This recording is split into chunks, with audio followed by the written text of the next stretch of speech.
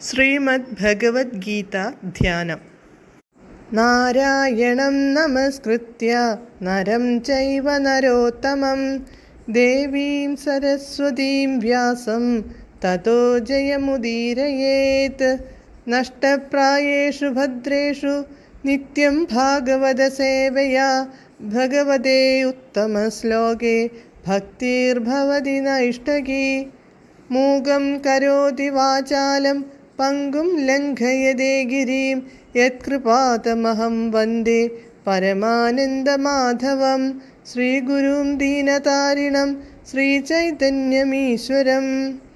ഓം അജ്ഞാനതിമിരാന്ധസ്യ ജ്ഞാനാഞ്ജനശലാകയാ ചക്ഷുരുന്മീലിതം യേന തസ്മൈ ശ്രീഗുരവേ നമഃ. നമഃ ഓം വിഷ്ണുപാദായ കൃഷ്ണപ്രേഷ്ഠായ ഭൂതലേ ശ്രീമതേ ഭക്തിവേദാന്ത സ്വാമിന്നിധി നാമിനേ.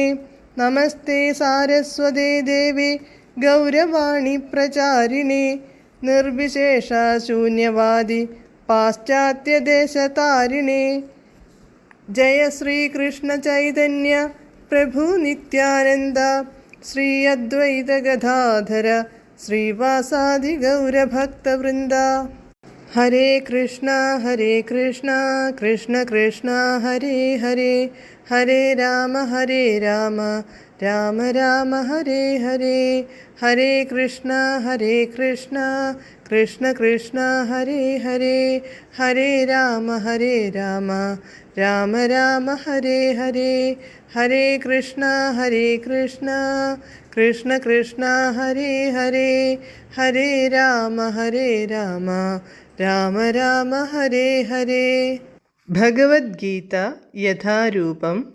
അധ്യായം 9. രാജവിദ്യ രാജഗുഹ്യ യോഗം. ശ്ലോകം 12, പേജ് നമ്പർ 491. മോഘശാമോഘകർമാണോ മോഘജ്ഞാനാവിചേതസഃ രാക്ഷസീമാസുരീം ചൈവ പ്രകൃതിം മോഹിനീം ശ്രിതാഃ. പദാനുപദം. മൂഢാഃ മൂഢന്മാർ, മോഘാശ നിഷ്ഫലമായ ആശയുള്ളവരായി, മോഘകർമാണഃ നിഷ്ഫല കർമ്മങ്ങൾക്കായി, മോഘജ്ഞാനാഃ നിഷ്ഫലജ്ഞാനന്മാരായി, വിചേതസഃ സംഭ്രമം പൂണ്ട മനസ്സുള്ളവരായി, രാക്ഷസീം രാക്ഷസികവും, ആസുരീം ആസുരികവും, മോഹിനീം ഏവ ച മോഹിപ്പിക്കുന്നതായും തന്നെയുള്ള, പ്രകൃതിം പ്രകൃതിയെ, ശ്രിതാഃ ആശ്രയിച്ചവരാകുന്നു. വിവർത്തനം.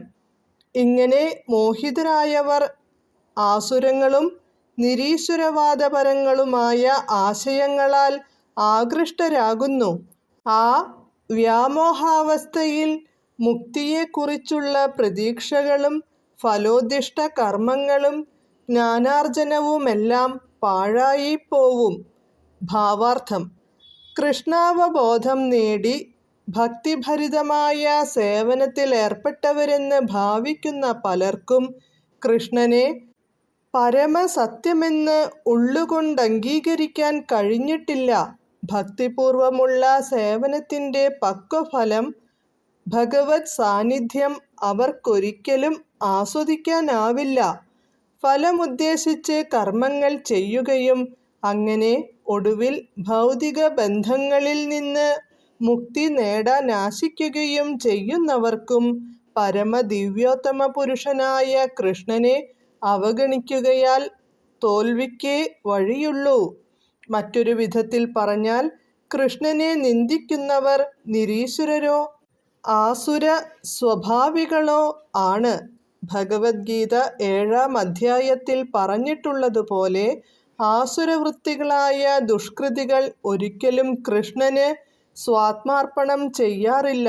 അതുകൊണ്ട് പരമസത്യത്തെക്കുറിച്ചുള്ള മാനസിക ഗവേഷണമെന്തും അവരെ കൊണ്ടെത്തിക്കുന്നത് ഒരു സാധാരണ ജീവനും കൃഷ്ണനും തമ്മിൽ വ്യത്യാസമില്ലെന്ന മിഥ്യാവബോധത്തിലാണ്.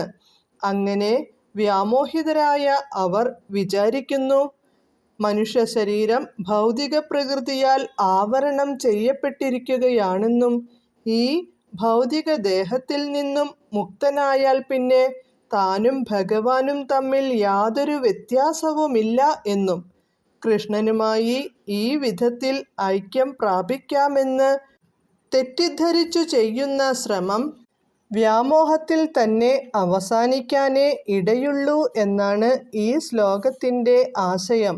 അത്തരക്കാർക്ക് വേദാന്ത സൂത്രമോ ഉപനിഷത്തുക്കളോ പോലെയുള്ള വൈദിക ഗ്രന്ഥങ്ങളുടെ പരിശീലനത്തിൽ പരാജയമേ ഉണ്ടാവൂ. ശ്രീകൃഷ്ണ ഭഗവാനെ ഒരു സാധാരണ മനുഷ്യനെന്ന് കരുതുന്നത് തികച്ചും അപരാധമാണ്. കൃഷ്ണന്റെ സനാതന സ്വരൂപത്തെപ്പറ്റി അറിയാനാവാതെ വ്യാമോഹത്തിൽപ്പെട്ടവരാണങ്ങനെ ചെയ്യുന്നത്. ബൃഹദ് വിഷ്ണുസ്മൃതിയിൽ പറഞ്ഞിരിക്കുന്നു, യോ വേത്തി ഭൗതികം ദേഹം കൃഷ്ണസ്യ പരമാത്മനഃ സ സർവസ്മാദ് ബഹിഷ്കാര്യഃ ശ്രൗതസ്മാർത്തവിധാനതഃ മുഖം തസ്യാവലോക്യാപി സചേലം സ്നാനമാചരേത്. കൃഷ്ണന്റെ ശരീരം ഭൗതികമാണെന്ന് കരുതുന്നവരെ എല്ലാത്തരം ശ്രൗതസ്മാർത്താനുഷ്ഠാനങ്ങളിൽ നിന്നും ബഹിഷ്കരിക്കണം. അവരുടെ മുഖത്തു നോക്കാനിടയായാൽ ഉടനെ തന്നെ ദോഷവിമുക്തിക്കായി ഗംഗയിൽ സ്നാനം ചെയ്യുകയും വേണം. ഭഗവാനിൽ അസൂയയുള്ളവരാണ് അദ്ദേഹത്തെ അപഹസിക്കുക. നാസ്തികരുടെയും അസുരവൃത്തികളുടെയും കുലത്തിൽ വീണ്ടും വീണ്ടും ജന്മമെടുക്കാൻ അവർ വിധിക്കപ്പെട്ടിരിക്കുന്നു. അത്തരക്കാരുടെ സത്യജ്ഞാനം എന്നെന്നും മോഹാവൃതമായിരിക്കും. ക്രമേണ അവർ സൃഷ്ടിയുടെ ഏറ്റവും ഇരുളടഞ്ഞ തലങ്ങളിലേക്ക് താഴ്ന്നു പോവുകയും ചെയ്യും. ഹരേ കൃഷ്ണ.